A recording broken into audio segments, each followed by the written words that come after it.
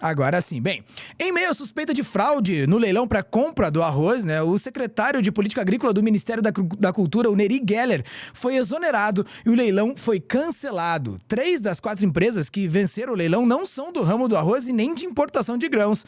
Sem contar que um dos empresários ganhadores é um ex-assessor desse ex-secretário aí do Geller, cara. É mole, esse é o assunto aqui do plantão do Meteoro.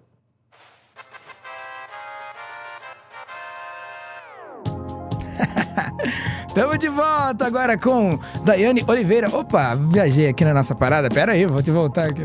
Como é que tá, Dai? Tudo certo? Agora sim, agora você tá aqui com nós.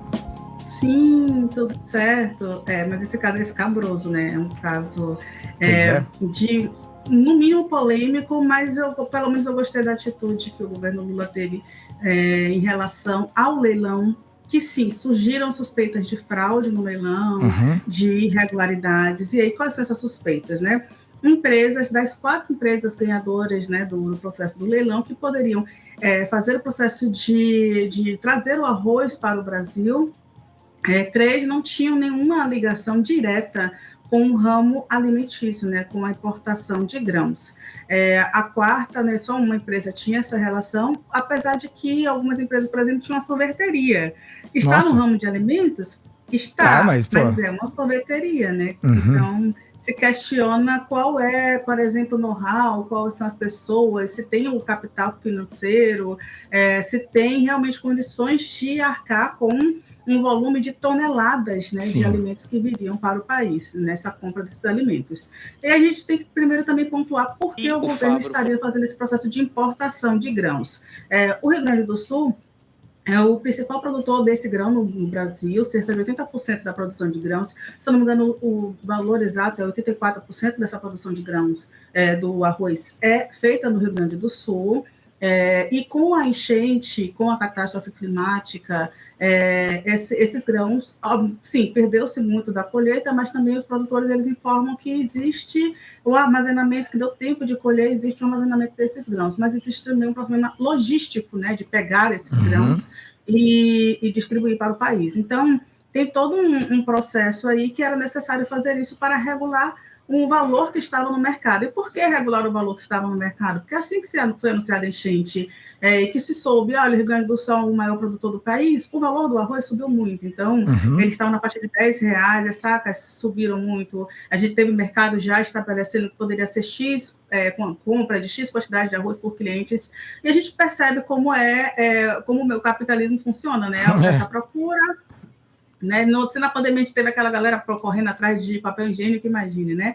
Então, o governo precisou de um mecanismo ali para regular o preço, daí a ideia da importação, que era necessário ser feita, mas a forma que foi feita, o governo reconheceu que a licitação ela tem que ser feita de uma outra forma. E foi justamente isso que a gente está trazendo aqui. É justamente isso que a gente está trazendo aqui. Por quê? Porque em uma reunião que teve tanto o ministro da Agricultura, quanto o presidente, né, o presidente Lula e outras pessoas ali, eles decidiram que, eu também a Conab, né, e eles decidiram que esse leilão ia ser cancelado, vai ser feito um outro leilão com outros moldes. E assim que acabou a reunião, o interessante, aí é um outro ponto, é que foi anunciado que o secretário, então secretário, né, de Política Agrícola do Ministério da Agricultura, o Geller, ele tinha entregue, então, uma carta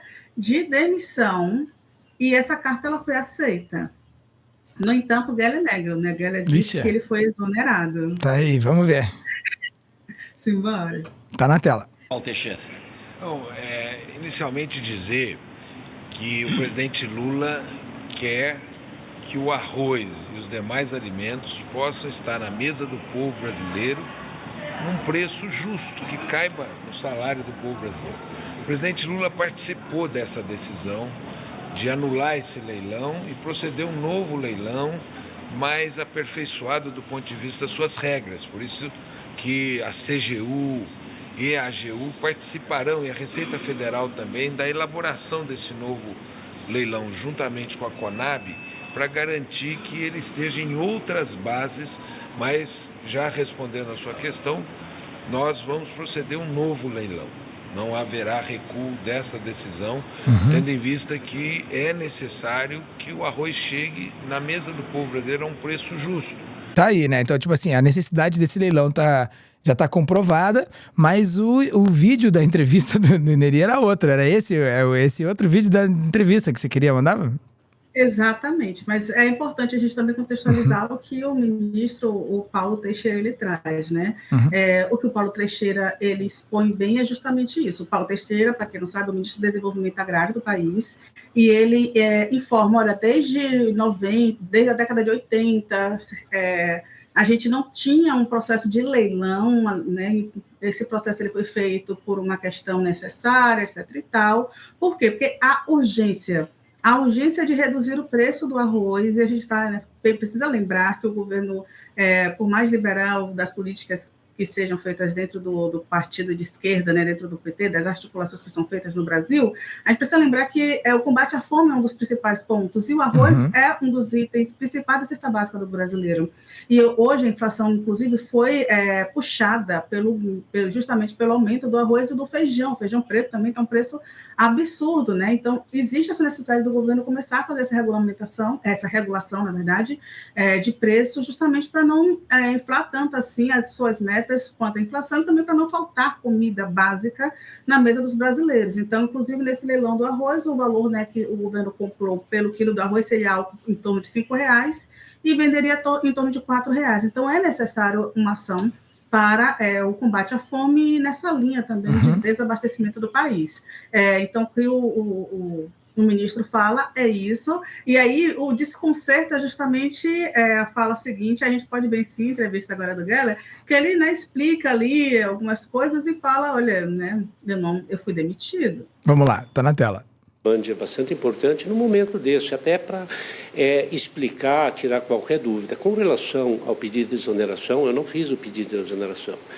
Depois que aconteceu esse leilão e começou a levantar alguma suspeita, eu de imediato me posicionei com bastante firmeza na imprensa. Estava no estado de Mato Grosso, cheguei na segunda-feira de madrugada. Quando embarquei em Cuiabá, mandei uma mensagem para o ministro que eu chegaria até 9h30 no máximo e que eu iria direto para o Ministério para conversar. Chegando em Brasília, nós conversamos, era 11 horas, e eu relatei então ao ministro Fávaro dos acontecimentos e da minha posição de 100% de transparência, de tranquilidade, porque não tem absolutamente nada para esconder. Expliquei para o ministro Fávaro que ele conhece o Robson, que é o proprietário da corretora, que participou do leilão, que essa empresa participa de leilão desde o ano passado, porque eu fui, então, buscar as informações sexta e sábado, que meu filho que estava sendo ventilado, que teria participado do leilão, que ele abriu uma corretora em agosto do ano passado. Eu conversei com meu filho, ele categoricamente me falou que essa corretora não foi ativada do ponto de vista de operacionalização, não fez nenhuma operação, não participou de nenhum leilão, nem público e nem privado. E aí eu liguei para o Robson, obviamente eu não tinha, fazia dias que eu não conversava com ele, liguei para ele e pedi para ele. O Robson me colocou de forma muito categórica, falou, deputado, você não paga mais meu salário, eu estou tocando a minha vida, você sabe que eu tenho um escritório de consultoria desde 2020, eu trabalhei no seu gabinete até 2020, portanto faz 4 anos. Bem, os bichos são lisos, né? Né, Daí? Os caras são lisos, né? Isso aí é um feature, né, que tem que ter, né, pra fazer parte do game ali, é você ser ensaboado, né? Você entende? É interessante quando ele vai fazendo, né, toda a sua construção, etc. e tal. Né, também é importante lembrar, o Geller, ele se dirige diretamente ao ministro da Agricultura, que é o Carlos Fávaro, que foi quem deu a entrevista dizendo que o Geller colocou, né, deixou o seu cargo, né, à disposição, com a carta na sua mesa, e ele aceitou o pedido, que depois foi desmentido pelo Geller. Então, assim, desculpa, Fávaro, não adiantou tentar ali, ó, dizer, olha, a gente não demitiu, foi um pedido de demissão, né? Mas o Fávaro, é interessante que o Fávaro também foi ensaboado nesse processo. Ele disse, né, poxa, não tem... a gente entendeu, o Geller já explicou, etc e tal, mas é isso, tem certas coisas que não adianta nem tentar explicar.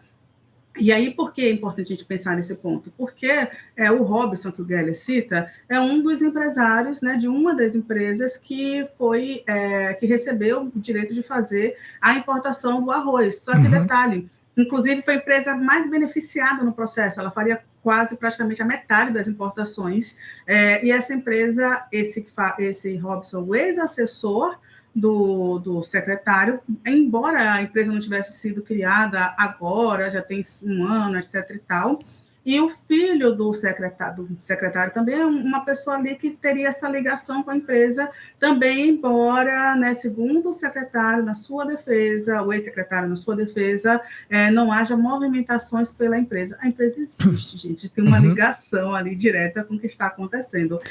Então, no mínimo, o secretário não deveria estar envolvido nesse processo, e é uma coisa muito, né, lógica de nepotismo é exatamente isso, é uma coisa muito básica de ser feita.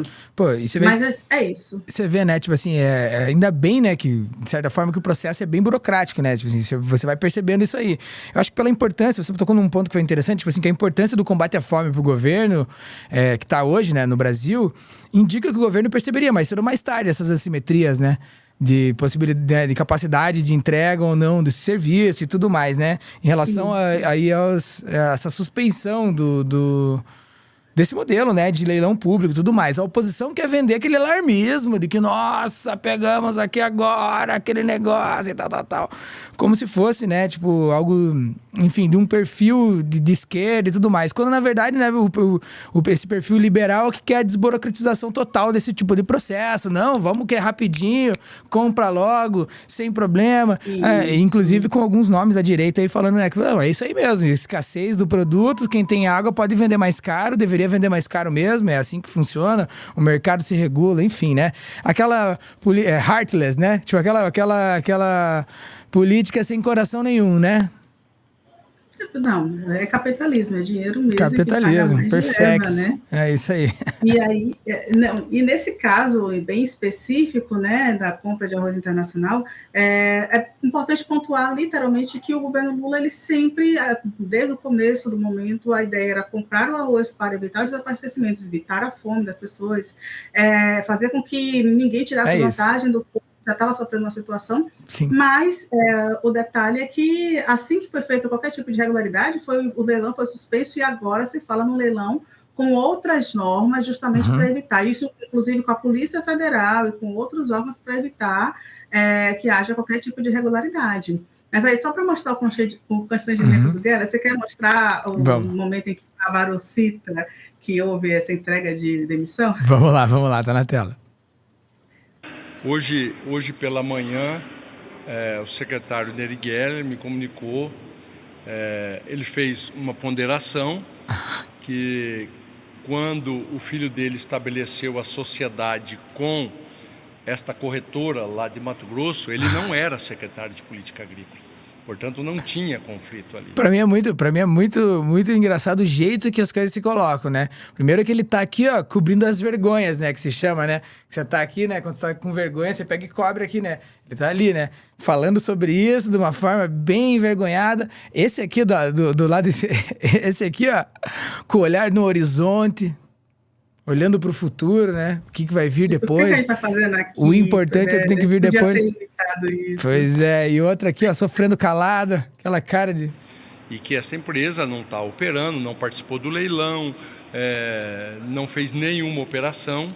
Isso é fato também, não há nenhum fato que desabone e que gere qualquer tipo de suspeita, mas que de fato gerou um transtorno.